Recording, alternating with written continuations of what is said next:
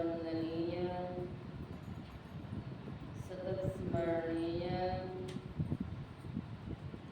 परम आराध्य श्री सद्गुरु महाराज जी के पावन युगल चरणों में शतकोटि वंदन।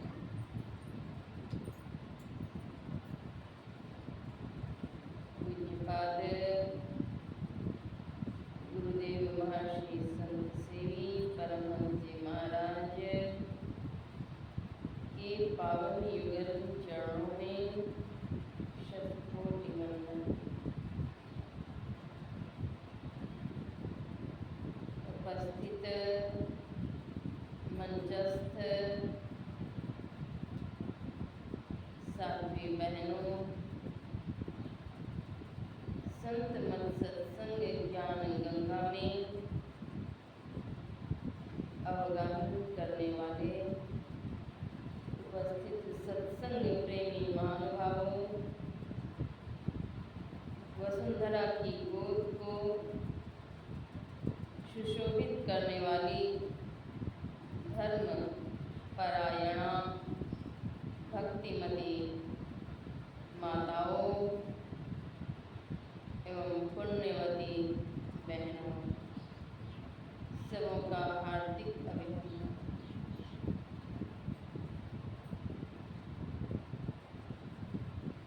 ज्ञान कलश को चतुर्दिक पहुंचाने वाले संत हुए। हिंदी साहित्य के इतिहास में भक्ति काल को स्वर्ण काल था।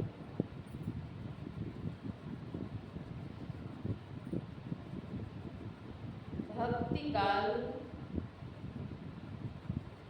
नाम इसलिए विद्वानों ने चयन किया, निश्चित किया, क्योंकि उस कालखंड में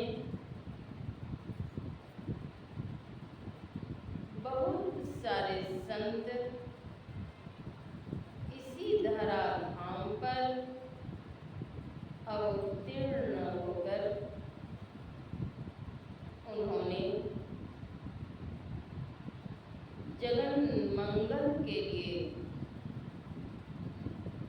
विश्व कल्याण की विशेष भावना से भावित होकर ज्ञान कलश को मानवों के मन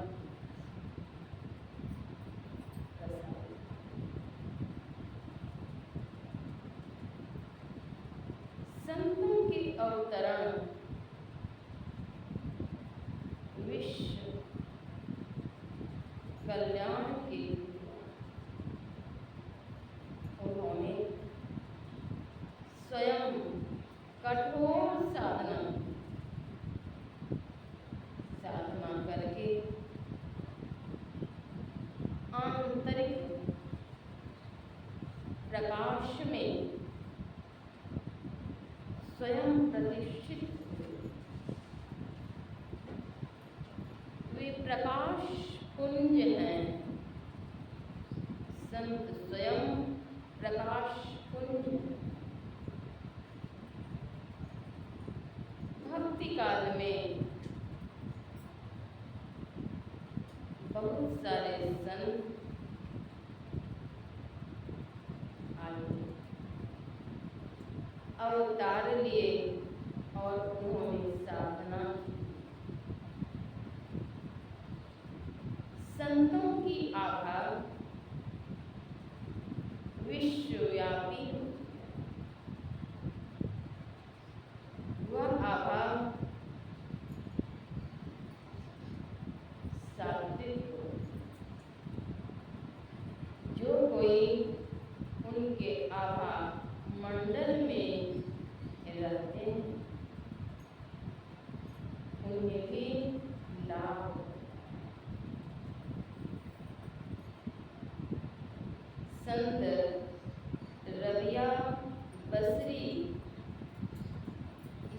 धरा धाम पर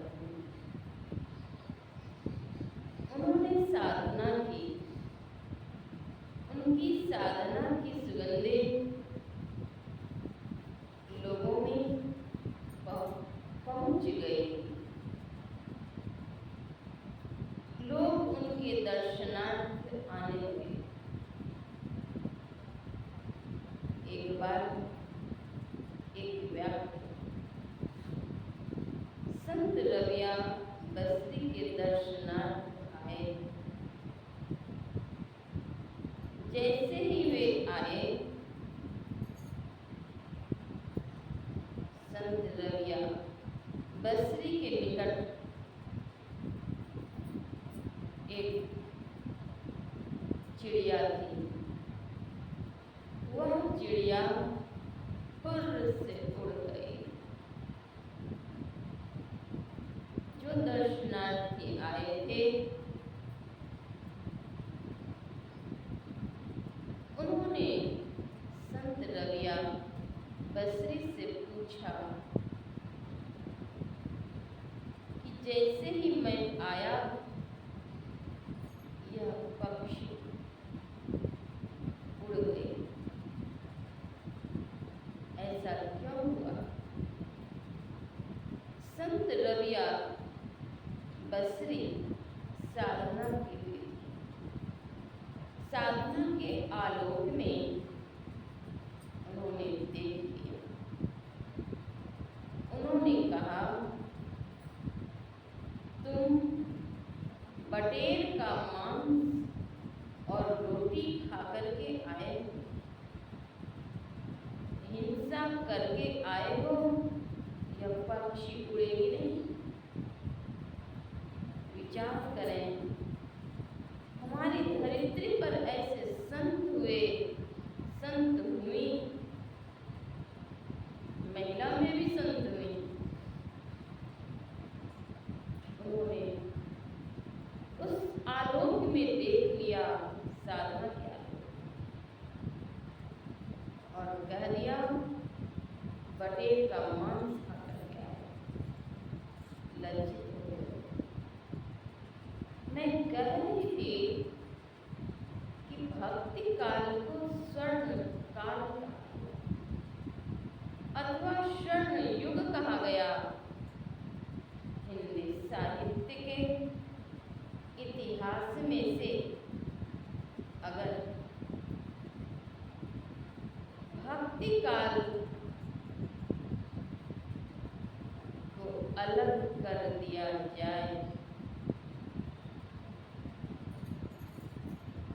तो कुछ नहीं बचेगा। स्वर्ण काल नहीं कर सकेगी, स्वर्ण युग नहीं कर सकेगी। सारे काल लगता है। 1050 से 1375 ईस्वी तक आदिकाल की संज्ञा ली गई। 1375 ईस्वी से 1700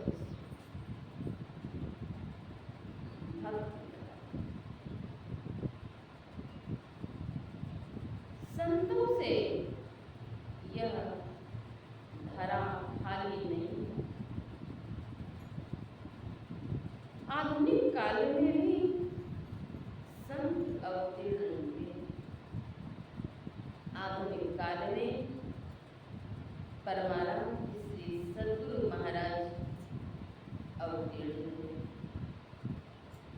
जिन्होंने ज्ञान ज्योति को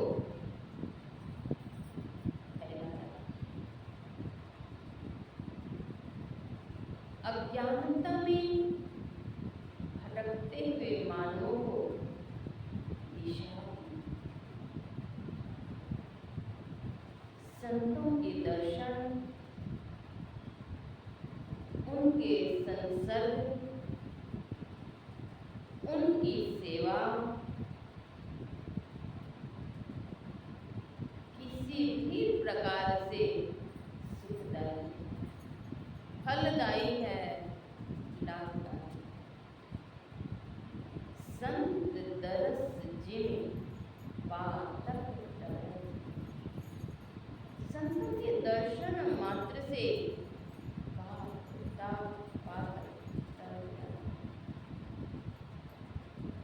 भागलपुर, तिलका मांझी भागलपुर विश्वविद्यालय भागलपुर के तत्कालीन कुलपति अर्थात वाइस चांसलर डॉक्टर राम आश्रय प्रसाद यादव वे कहते थे, मुक्त कंठ से जब जब मैं विपत्ति में होता हूँ तो महर्षि संत सेवी का ध्यान करो। यद्यपि वे संत मत में दीक्षित नहीं थे, तथापि उनकी गहरी आस्था थी। गुरुदेव महर्षि संत सेवी परमहंस जी महाराज कहते थे, आस्था रखिए, व्यवस्था होगी। व्यवस्था होगी तब आस्था रखिए, ऐसा नहीं होता है। आस्था रखिए, व्यवस्था होगी। संतों के दर्शन से बड़ा आनंद है। सात्विक भाव आते हैं, जिज्ञासाओं का प्रशमन होता है। दैहिक भौतिक इन त्रितापों से झुलसते हुए मानव को राह मिलता है।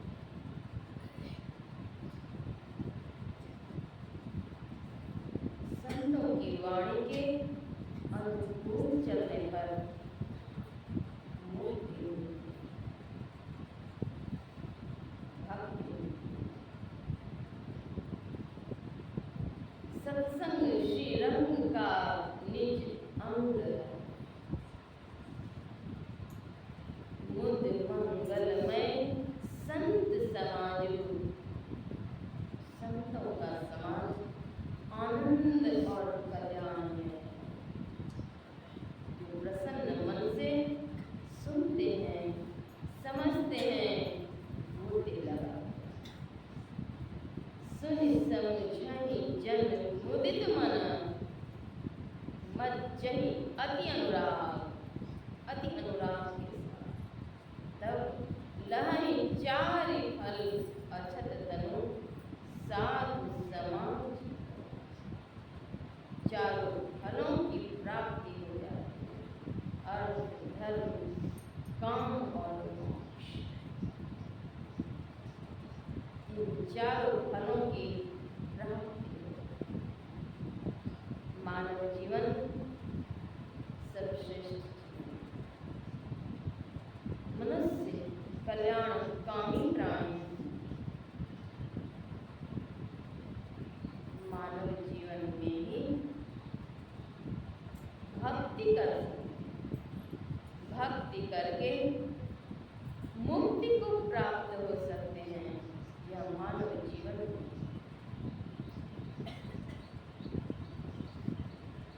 मानसिक धर्म, मनुष्य का मानसिक धर्म क्या है? इस पंच भौतिक देह में क्षिति जल पावक गगन समीरा पंच रचित यह अदम शरीरा। इन पंच भौतिक काया में इंद्रिय भी है। इंद्रियों का अपना स्वभाव है। जो इंद्रिय के बहकावे में चले गए, विषयों में फंस गए। इंद्रिय संयम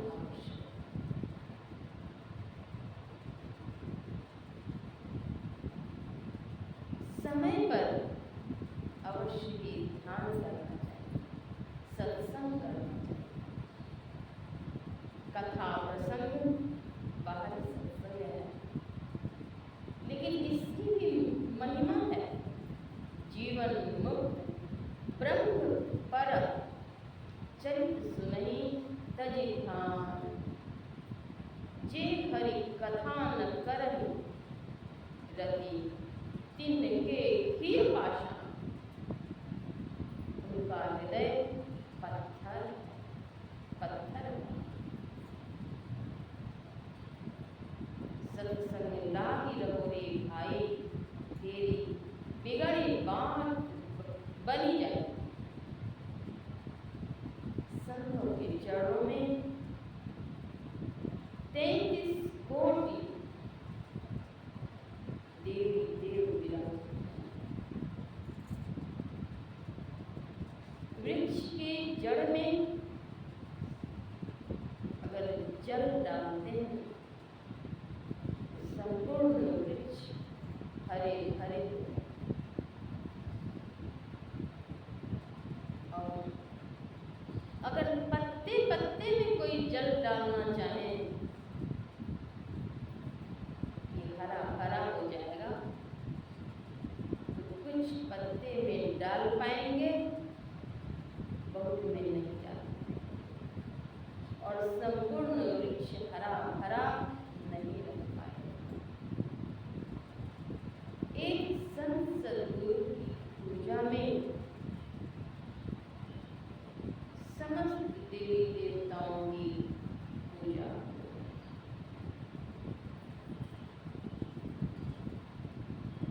तन की शुद्धि के लिए स्नान है। जल से, चाहे वह जल प्रयागराज के जल में जाकर किसी भी जल से स्नान करेंगे, तन की शुद्धि, मन की शुद्धि के लिए सत्संग करना, और आत्मा की खुराक है ध्यान। तन के भोजन है अन्न, जल, फल, फूल, मेवा, मिष्टान्न, दुग्ध, घृत इत्यादि। मन के भोजन है सत्संग।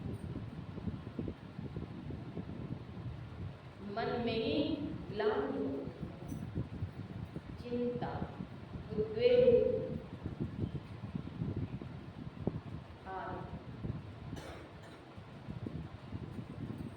इन सबों से दूर हो,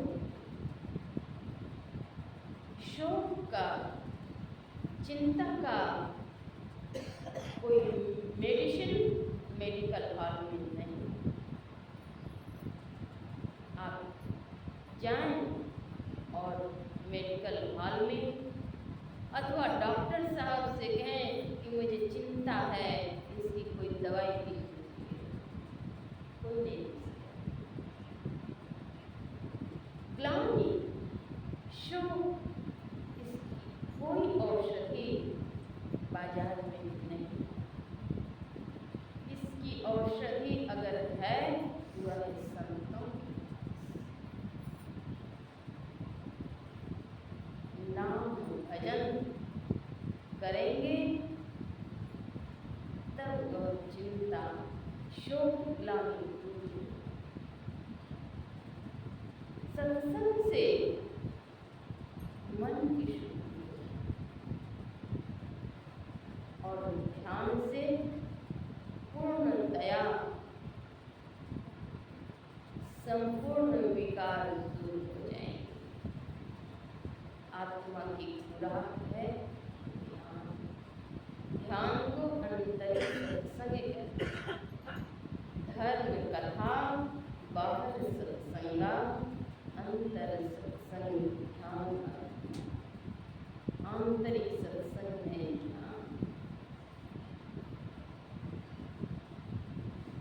कर्ता सुयोग्य हो, क्षेत्र अनुकूल हो, साधन संपन्न हो और क्रियान्वयन कर रहे हो, तब पांचवी चीज है अज्ञात। कर्ता सुयोग्य हो लेकिन क्षेत्र अनुकूल नहीं, क्षेत्र अनुकूल हो, साधन संपन्न नहीं। व्यक्ति शाकाहारी है, सदाचारी हैं, लेकिन संसद गुरु से सदयुक्ति की प्राप्ति नहीं।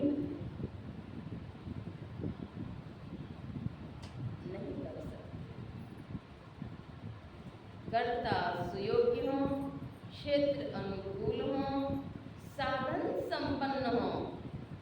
दीक्षा भी ले ली, वर्षों हो गए श्रेष्ठ जन से दीक्षा लिए, लेकिन कार्य नहीं कर रहे हैं। जो मिलना चाहिए वह नहीं मिलेगा। कर्ता सुयोग्य हों, क्षेत्र अनुकूल हों, साधन संपन्न हों, कार्यान्वयन कर रहे हों, तब पांचवी चीज अज्ञात की प्राप्ति। राम भगति जह सुर सरी धारा,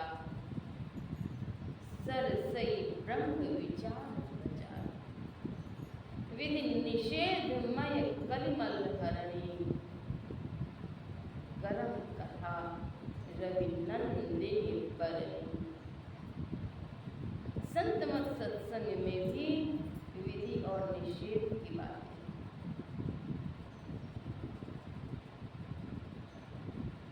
पंच महापापों का निषेध बताया। झूठ, चोरी, नशा, हिंसा और व्यभिचार, इन पंच महापापों की मनाही की है सभी संतों, चाहे वे नर हों, नारी, गृहस्थ हों, विरक्त हों, जो भी हों, व्यापारी हों अथवा नौकरी वाले, कोई भी हो, सबके लिए पंच महापापों की मना। ऐसा नहीं कि एक व्यक्ति विशेष को छूट दे, नहीं है। और विधि कर्म है एक सर्वेश्वर पर अचल विश्वास, पूर्ण भरोसा, उनकी प्राप्ति अपने अंदर में होगी, इसका दृढ़ निश्चय, सद्गुरु की निष्कपट सेवा, सत्संग और दृढ़ ध्यानाभ्यास। कैसा ध्यानाभ्यास? तो दृढ़ ध्यानाभ्यास, दृढ़ता के साथ, अटूट प्रेम अपने संत सद्गुरु के पावन चरणों में होना आवश्यक। जिस कार्य के प्रति प्रेम रहता है, जिस कार्य के प्रति भय समाया रहता है, वह कार्य मनुष्य कर। जिस कार्य के लिए प्रेम नहीं है, श्रद्धा नहीं है, भय भी नहीं कर। विद्यालय में शिक्षक अध्यापन सेवा करते हैं। वे अगर समय पर नहीं जाएंगे, लाल निशान लग जाएंगे। इसका शिक्षक को भय होता है। समय पर नहीं जाएंगे, आजकल तो सिस्टम हो गया अंगूठे वाला सिस्टम, कोई बेईमानी नहीं। तो समय पर नहीं जाएंगे तो मेरी हाजिरी कट जाएगी। समय पर नहीं जाएंगे, एंट्री बंद हो जाएगी। इस भय से समय पर जाकर वहां अंगूठे लगाते हैं। और भक्ति पक्ष में भय नहीं। किस चीज का भय नहीं है? लगता है आज जो बढ़िया से खा रहे हैं, 5 मिष्टान, 10 पकवान, अच्छे से रह रहे हैं, अच्छे अच्छे वस्त्र पहन रहे हैं, खा रहे हैं, महल है, अट्टालिका है, किस चीज का अभाव है? क्यों कर रहे हैं? लेकिन यह बात भूल जाते हैं, काल दरेरा खाएगा, क्या भूखा काल खाएगा। यह बात भूल जाते हैं।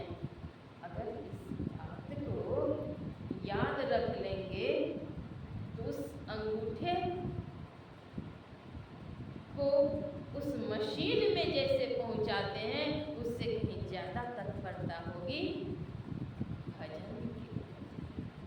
गुरु चरणों के प्रति नींद भाग जाएंगे।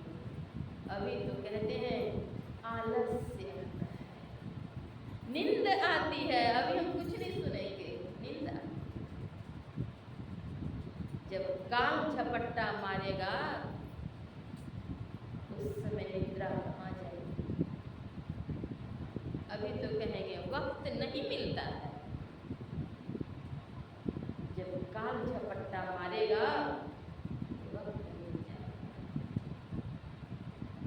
कहने का तात्पर्य यह है कि हम किस कार्य में कितना दत्त चित्त से समय देते हैं। जिस कार्य में समय देंगे, जिस कार्य से प्रेम रखेंगे, वह कार्य पूरा अवश्य। वहाँ भय है, स्कूल नहीं जाएंगे तो हाजिरी कट जाएगी। व्यापारी को भय है कि व्यापार नहीं करेंगे तो घाटे में चले जाएंगे। और भजन करने के लिए हमें भय, सदगुरु की आज्ञा पालन में हम नहीं हैं। क्यों? क्योंकि भय। सदगुरु की संतान नहीं कहला सकेंगे अगर हम उनकी आज्ञा की अवहेलना करेंगे। इसका भी भय। यह भय अगर नहीं है तो भक्ति भी नहीं होगी। मानव जीवन यूं ही बर्बाद चला जाएगा। मन भगाता है, बहकाता है, कुत्सित मन, सात्विक मन नहीं, कुत्सित मन बहकाता है। दिन बीतत जावे आयु, दिन बीत रहे हैं, स्नेह स्नेह बीत रहे हैं, समय बैठा पड़ा। दिन बीतत जावे आयु उठावे, आयु शेष। भजो भजो प्रभु। सतगुरु महाराज कहते हैं, हे प्यारे लोगों, प्रभु का नाम भजो। जो भजन करेंगे वे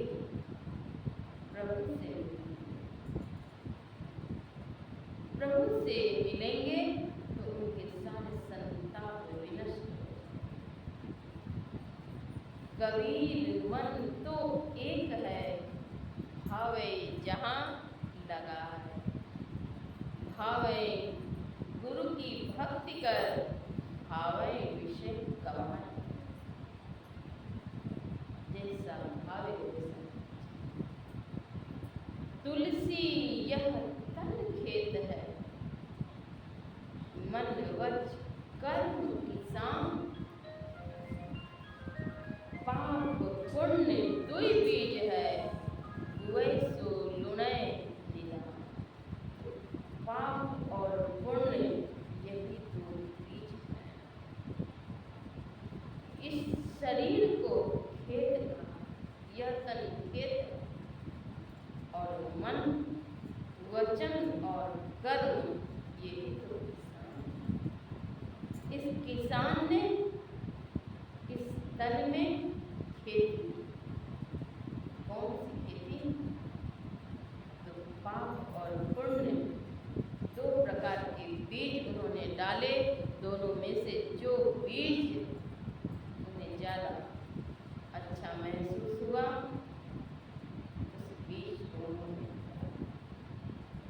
जैसा बीज डालेंगे वैसा ही फसेगा। रोपे पेड़ बबूल का,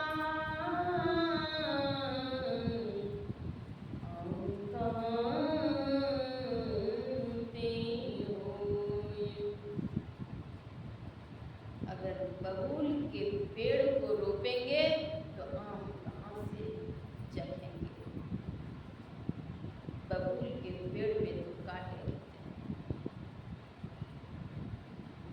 जैसा बीज बोएंगे वैसा ही फसल काटेंगे। परिजन धन सारा सुत वित्त दारा नहीं आवे को। आप चोरी करके, डकैती करके, बेईमानी करके, छल करके, येन प्रकारेण किसी भी तरह से अर्थोपार्जन करेंगे, अपने बाल बच्चों में बांटेंगे, अंत समय में वे भी काम। लेकिन अपने किए हुए कुत्सित कर्मों का फल अवश्य ही मिलेगा, उसमें कोई संदेह नहीं। संत जन चेताते हैं, बतलाते हैं शुभ कर्म करने के लिए। सत्संग लागी रहो रे भाई, तेरी बिगड़ी बात बनी जाए। सत्संग करने में सभी कोई कर सकते। सद्गुरु महाराज कहते हैं, जितने मनुष्य तनधारी हैं प्रभु भक्ति कर सकते सभी। जितने मनुष्य तनधारी जीव हैं सभी भक्ति कर सकते हैं, इसमें किसी को मना नहीं है। क्या नर क्या नारी, सभी हैं इसके अधिकारी। राम कृष्ण, गौतम, गांधी, सबों ने एक संदेश, सबों ने सद्गुरु को धारण किया। जब तक गुरु के शरण में नहीं जाएंगे तब तक सुधार भी नहीं होगा और इसलिए संत सद्गुरु रूपी कर्णधार को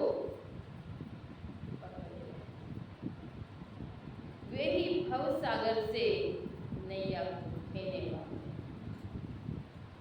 संत सद्गुरु से बड़े कोई नहीं। 3 लोक 9 खंड में गुरु प्रेम बड़ा न कोई। करता करें नो करी सके, गुरु करें सो।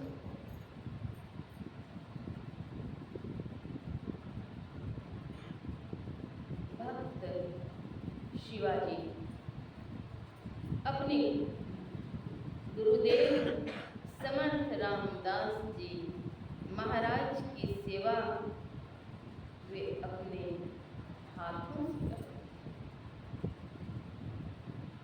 एक बार की बात है, समर्थ रामदास जी महाराज अपने शिष्यों के साथ भ्रमण कर रहे थे। रास्ते में अन्य शिष्यों ने कहा, गुरुदेव मुझे जोड़ों की भूख लगी है। रास्ते में खेत में भुट्टे, भुट्टा को देख करके समर्थ गुरु रामदास जी महाराज कहते हैं, इसी से लेकर खा लो। वे सभी खाने लग गए। जमींदार समर्थ रामदास जी महाराज के निकट आए और उन्होंने उनकी पिटाई, शरीर में दाग पड़ गए।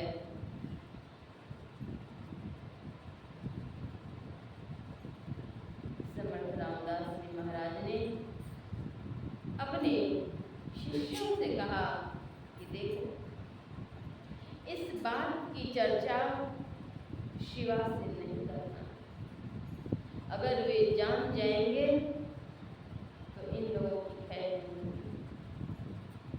अपने गुरु से उन्हें गहरा प्यार था, लगाव था। समर्थ रामदास जी महाराज शिवाजी महाराज के निकट आए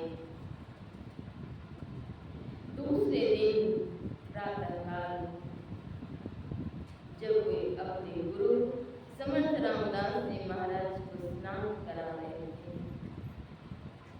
तब उन्होंने देखा कि शरीर पर निशान, दाग है। अपने गुरुदेव से पूछते हैं कि गुरुदेव यह किस चीज का दाग है? नहीं कहा उन्होंने।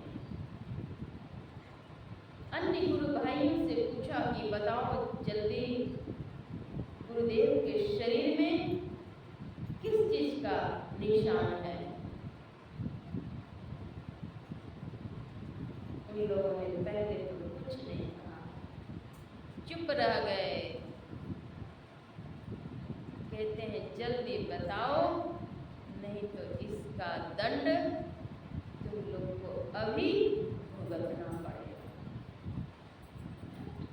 तब वे लोग डर के मारे बतला दिए।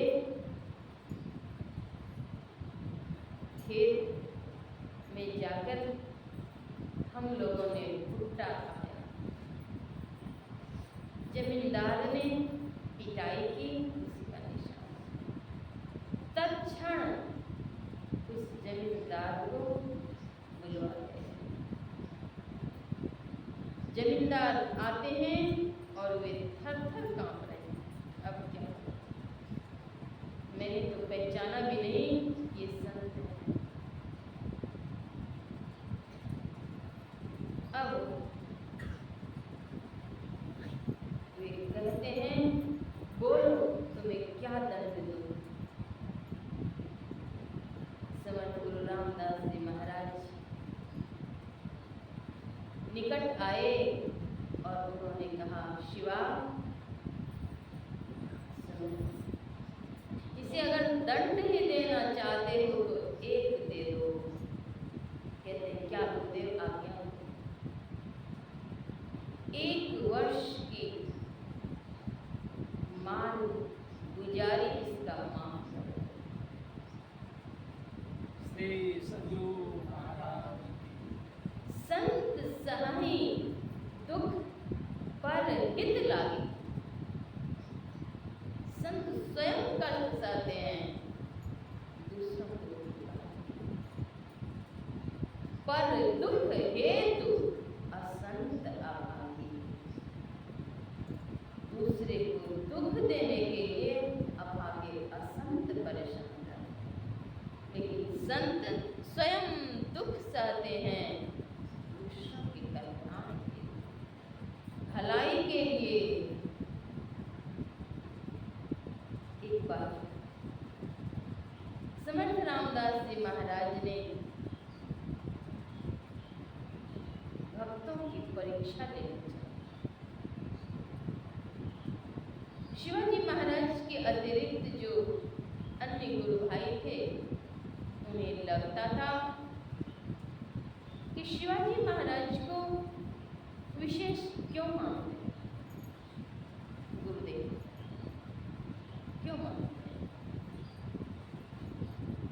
इस बात की ईर्ष्या होती है। गुरुदेव समर्थ रामदास जी महाराज ने एक परीक्षा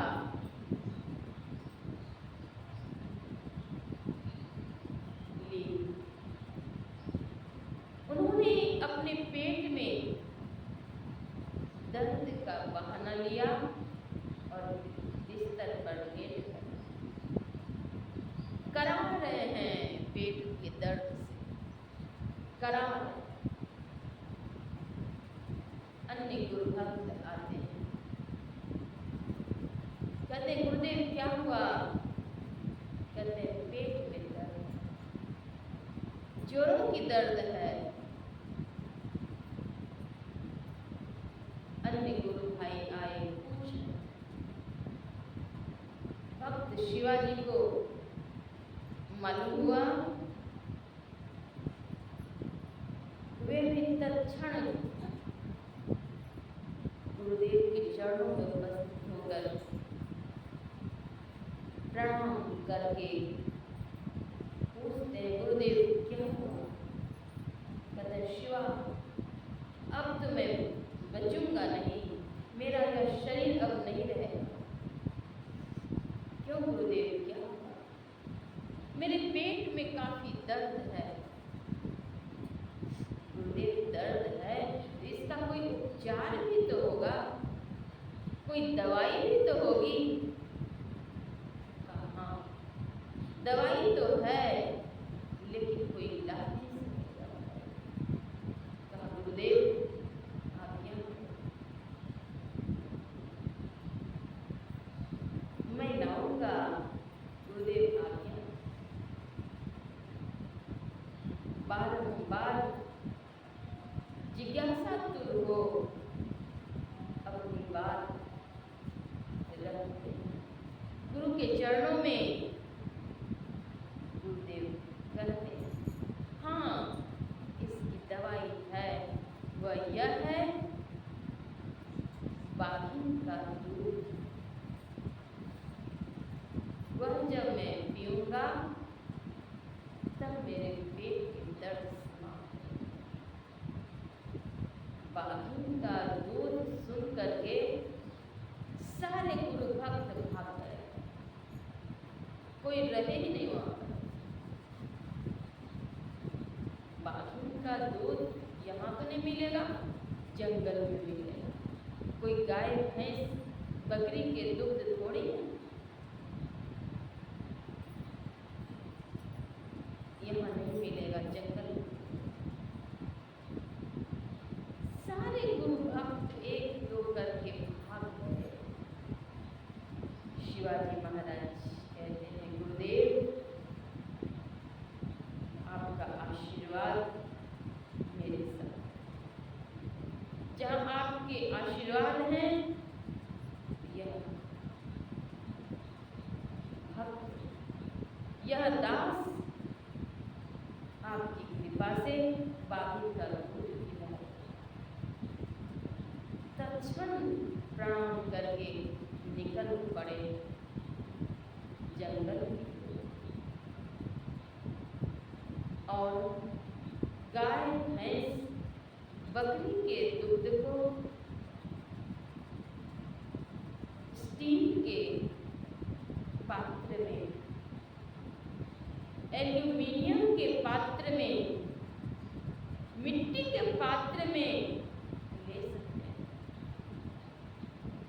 बाघिन का दूध सोने के पात्र में ही आएगा। स्वर्ण पात्र को लेकर के जाते हैं जंगल की ओर। बढ़ते जा रहे हैं, बढ़ते जा रहे हैं।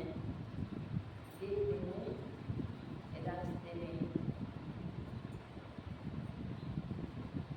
जंगल में एक बाघिन का बच्चा। उन्होंने सोचा, अगर यह बच्चा है, इसकी माँ अवश्य होगी। बच्चे को उन्होंने सहलाया। बाघ का बच्चा दौड़ करके अपनी माँ के पास जाना चाहा, लेकिन वह बच्चा छोटा। जैसे ही उन्होंने सहलाया, बाघिन कहीं से दूर से दौड़ करके आ गई और बहुत क्रोधित होकर के दौड़ी। इन्होंने हाथ जोड़कर कहा, मैं अपने गुरुदेव की सेवा में आया हूँ, मैं आपके बच्चे को कुछ नहीं किया, कुछ नहीं करूँगा। मुझे गुरुदेव की सेवा में आपका दुख चाहिए। माँ, मैं निवेदन करता हूँ कि मैं सेवा में दुग्ध पहुँचा दूंगा और फिर यहाँ आ जाऊंगा। चाहो तो मुझे आ जाऊंगा, लेकिन अब मैं सेवा कर जैसे सूखी गाय की तरह खड़ी हो गई। दुग्ध दूह लिया। भक्त शिवाजी स्वर्ण पात्र में दुग्ध लेकर के शीघ्रता के साथ अपने गुरुदेव के पास आने को आए।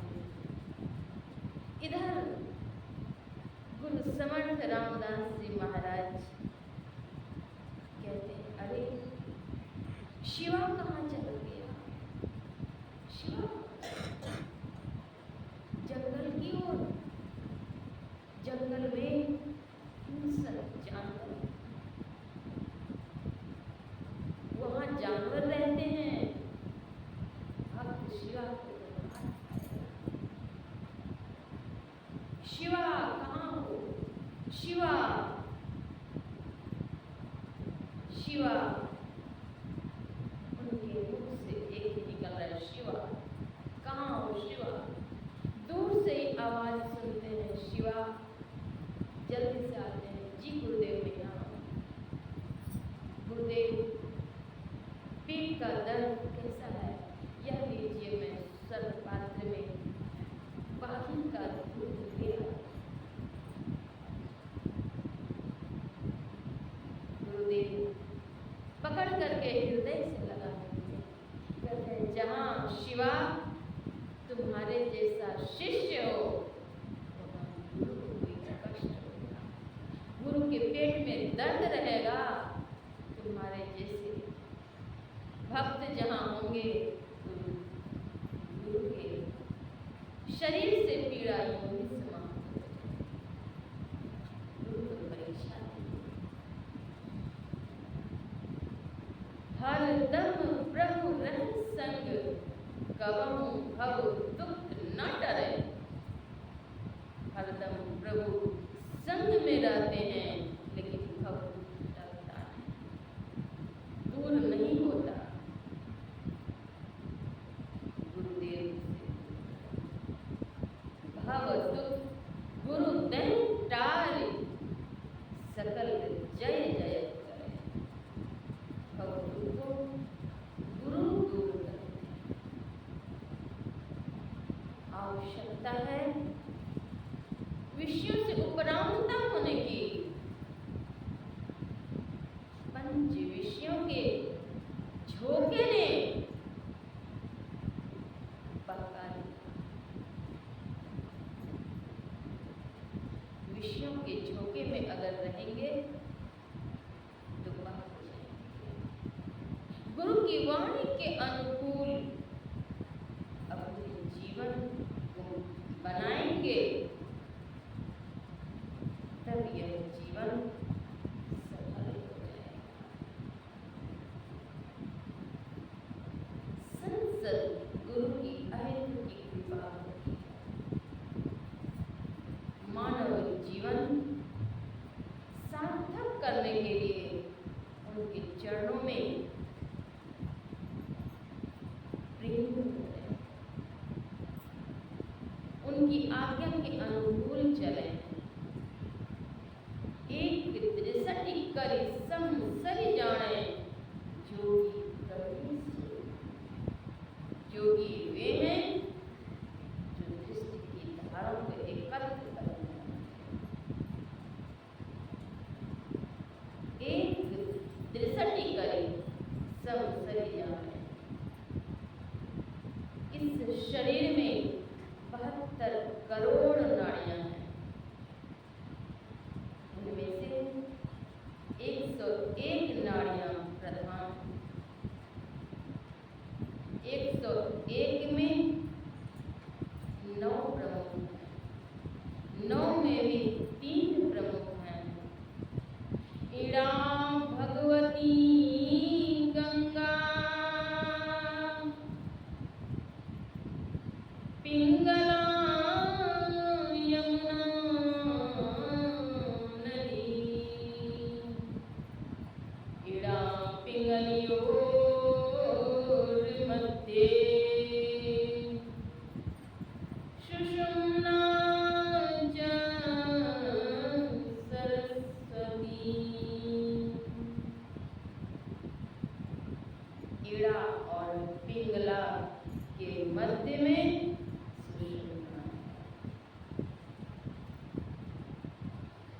बेड़ा पिंगला कोही, गंगा और यमुना, ठीक है, गंगा यमुना के मध्य में सरस्वती।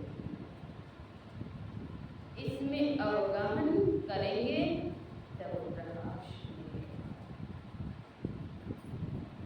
सुषुम्ना को संतों ने तीसर दिल कहा, आज्ञा चक्र कहा, दशम द्वार कहा। आज्ञा चक्र यहाँ से जो चलते हैं तो प्रभु की आज्ञा हो जाती है।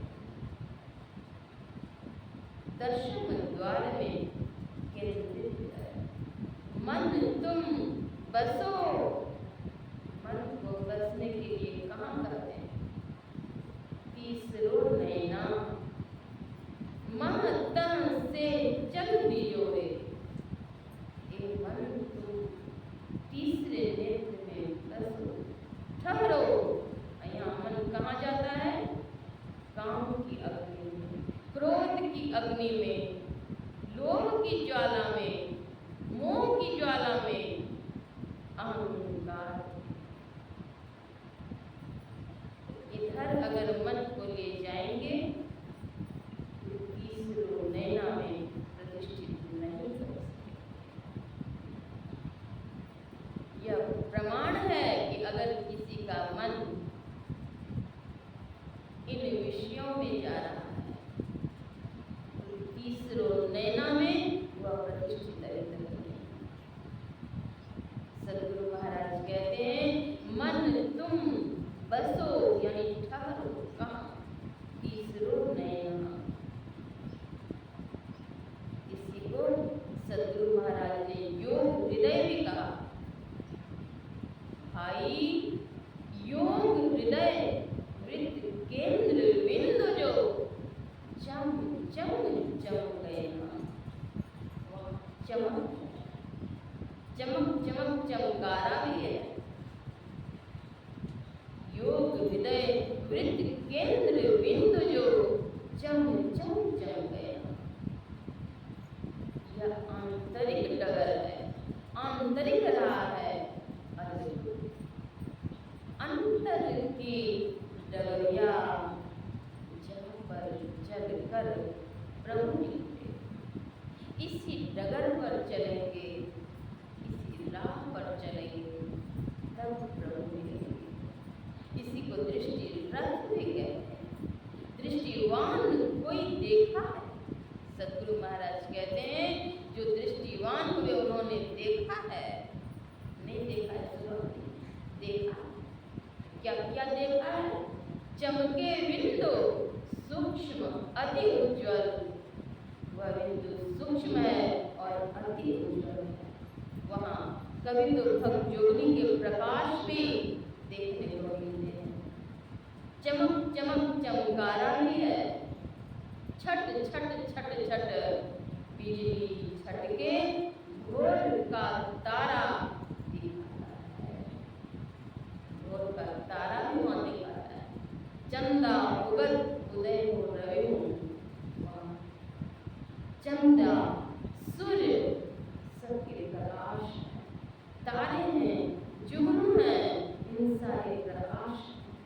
उस प्रकाश में जब साधक प्रतिष्ठित होता है उनके मनोविकार रूपी कीड़े पूरी तरह से जल भुन करके समाप्त। इसके बाद नाद देना है।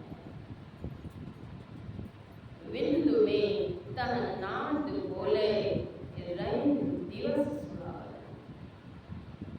बिंदु में नाद है और जब नाद साधना करते हैं तो क्या दिन क्या रैन, दिन रात सुहावना लगता है। अंदर में प्रकाश कैसा है? तो 1 2 3 4 10 20 50 100 1000 ही सूर्य के प्रकाश नहीं।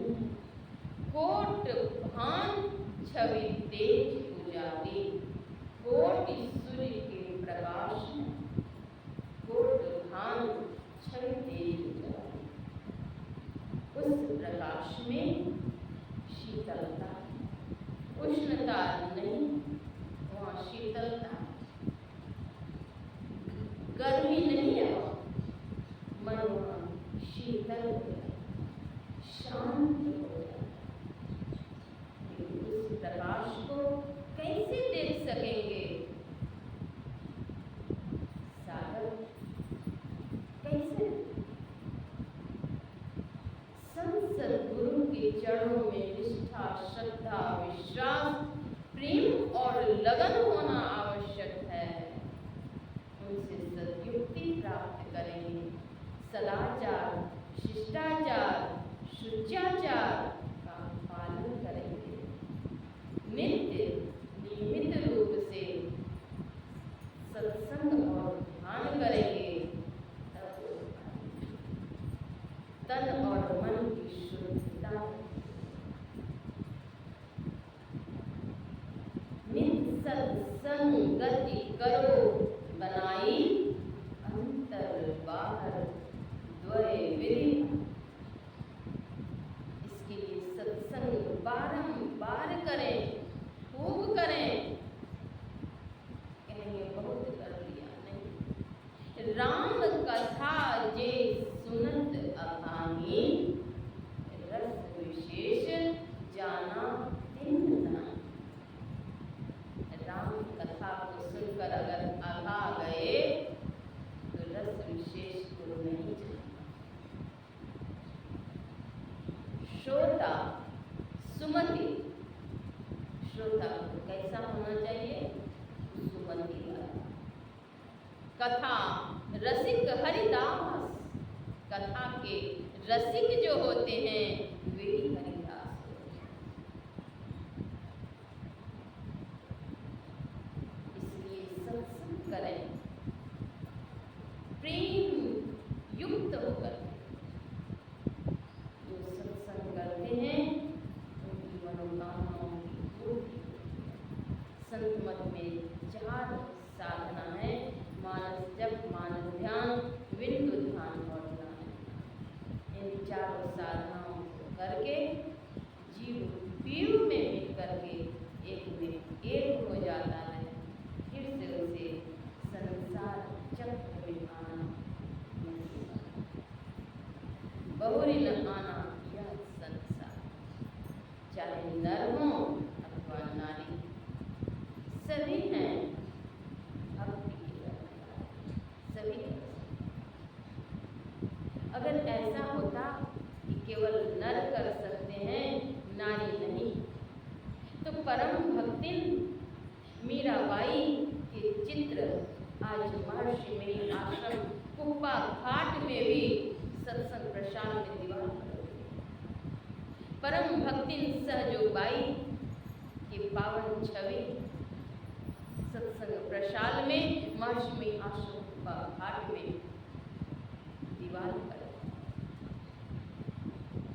क्या परम भक्तिन मीराबाई के परिजन पुरुष वर्ग के नहीं थे?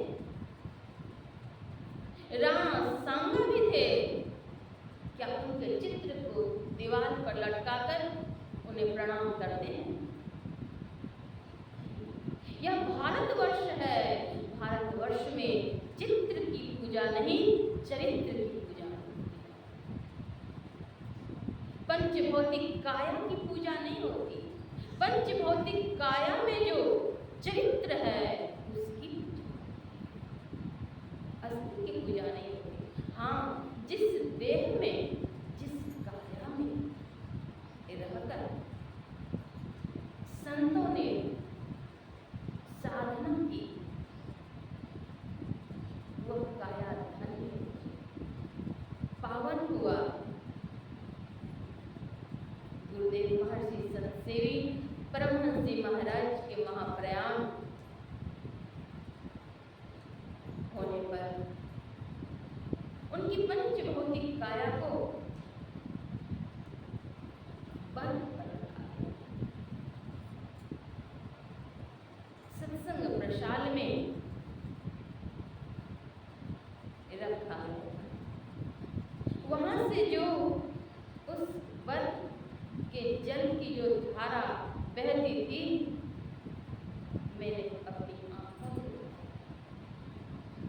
उस धारा को लोग हाथ से उठाते और एक एक बूंद करके गिलास में कांच करके निकालते और उस जल को लेते। मैंने बंदर को बिलखते हुए देखा था। इस समय मनुष्य कौन पूछे, मनुष्य में तो हाहाकार छाया हुआ ही था, मानवेतर प्राणी में भी हाहाकार छाया।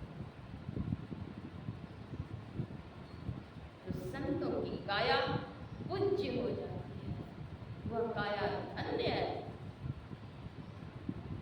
परम भक्ति मीराबाई के पद्य आज गाकर कौन भाव विभोर नहीं हो जाता? कौन? पग घुंघट